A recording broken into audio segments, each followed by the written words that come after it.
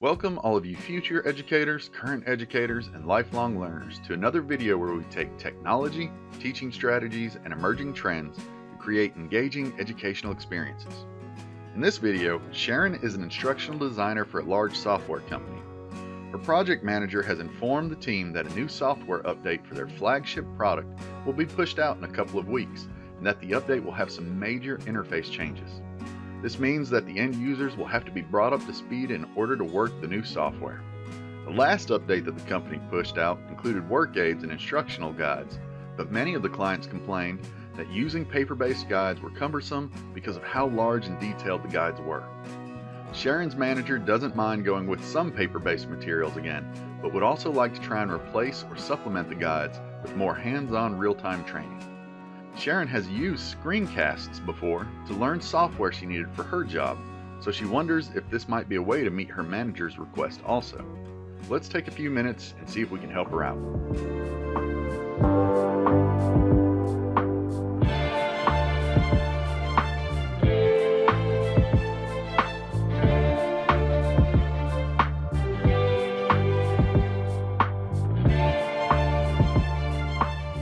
Screencasting or screen capturing is a method of video creation where you record either all or a portion of your screen over a period of time. This means that if your mouse moves, the user sees it. If you click on something, the user sees it. If you open a software and use it, the user will see it. Now, some screen capture software forces you to record your whole screen, which has some disadvantages. Most programs, though, allow you to select an area to capture, which also has advantages that we'll talk about a little bit later. One way or the other, just realize that your screen is being recorded. Now, along with your screen being recorded, you can also have your voice captured on screen captures if you have a microphone. This makes it an easy way to quickly do something like lecture, where you flip through the slides in a PowerPoint presentation while talking into the microphone. This records the actual slides, as well as you discussing the concepts on the slide so that others can watch it and learn from it later. Screen capture can work well for lectures and presentations, but it also works really well for any kind of walkthrough or tutorial with software on a computer. Essentially, you can start your software on the computer and show a user what to do while the screen and your voice are being captured. This is a super quick and easy way to get information to users, such as in Sharon's case. However, Sharon will need to consider a few things before jumping into the world of screencasting. The first decision to make is the level of professionalism the screencast needs to be. Sometimes the screencast will be for corporate documents, and sometimes you'll just want to send it to your friend Adam so he quits bugging you about how to download the new software. Now, the level of professionalism will determine some of the other items to prepare for, so figuring out that piece is key. For the tips we're about to talk about, the more professional looking the screencast needs to be, the more you need to focus on these actual items. Tip 1. Build shorter screencasts as opposed to larger ones. If you need a longer screencast, try to break it down into steps and create individual screencasts that they can watch in a certain order. Not only is this easier for learners to watch, but if you have something like an email notification randomly pop up, it's easier to redo a 5-minute video than it is a longer video. That also leads to tip 2. Be sure to shut down all of your software that you are not wanting to record, just to make sure it doesn't pop up. Also related to this is try to make sure that you are only recording the software or process that you want people to see.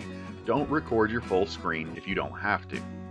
All you need is a random message popping up that was supposed to be private and you accidentally recorded it. Speaking of privacy, tip 3 is to be careful of recording something with private data or copyright problems. In the case of copyright, just because you can record something doesn't mean that you always should. As for privacy, remember that sometimes people's individual data and private information may appear on the screen when you're recording it. It's always good to use a fake account to run through the process so no real data or privacy problems appear.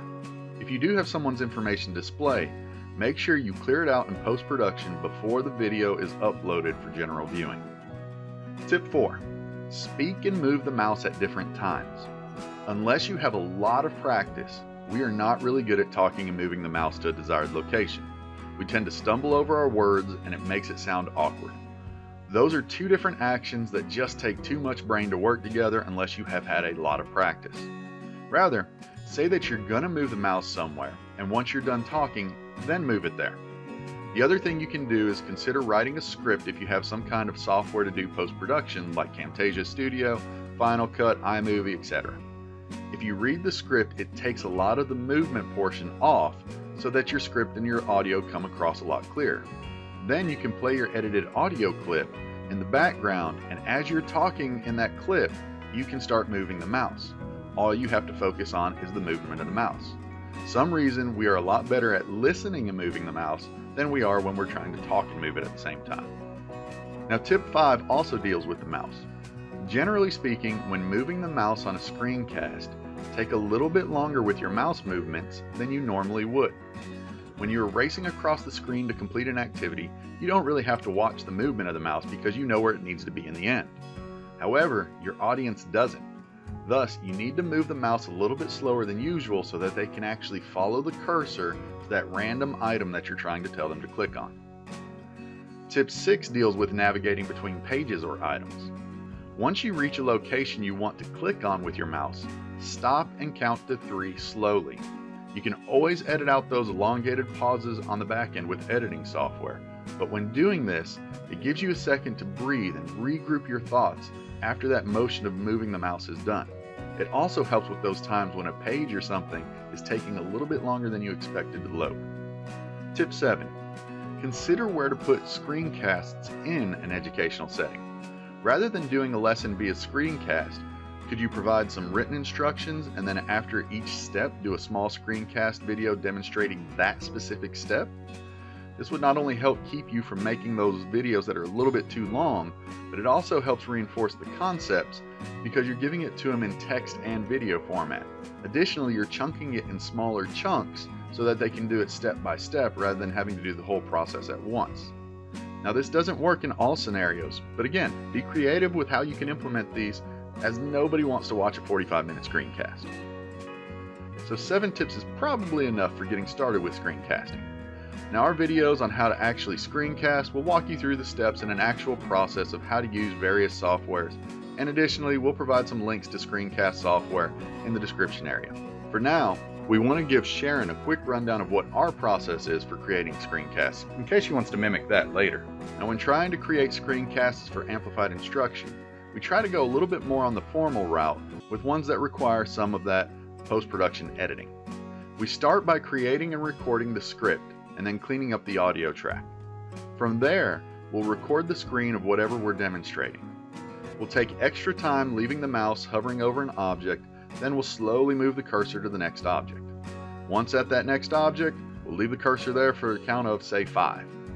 Since we are editing in post-production, we tend to leave it there a little bit longer than the normal 3 seconds because we know we can cut it out. Then we click on the next page and continue the process throughout everything that needs to be learned.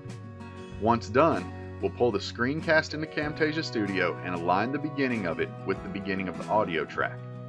Lastly, we begin snipping out some of the longer pauses that we did on the screencast and speeding up some of the playback on some of the movements until the overall screencast lines up with the audio track pretty closely. It takes a little bit longer to do a screencast like this, but we like the professional look and feel on the backside. However, there have definitely been some occasions where we were in a time crunch and we just needed to record the quick process on the screen with an ad-lib voiceover and send it off to the individual that was having problems. Again, you gotta judge the scenario and the level of professionalism required. Well, Sharon, that's the process that we use. It may be overkill for what you need, but hopefully it will get you started on your screencasting journey. In the meantime, do you guys have any other tips or things to consider when screencasting? For us, it is a process that we've gotten good at, but there is always room for improvement. So we'd love to hear any thoughts and suggestions you guys might have on it. If you have any additional tips, go ahead and just put them down in the comments section below. And also, if you like content like this where we talk about how to enhance your classes using technology and teaching strategies, be sure to hit that subscribe button as we try to get new content out there to help you guys make those educational experiences just a little bit better. In the meantime, good luck, keep building, and we look forward to seeing what you guys create.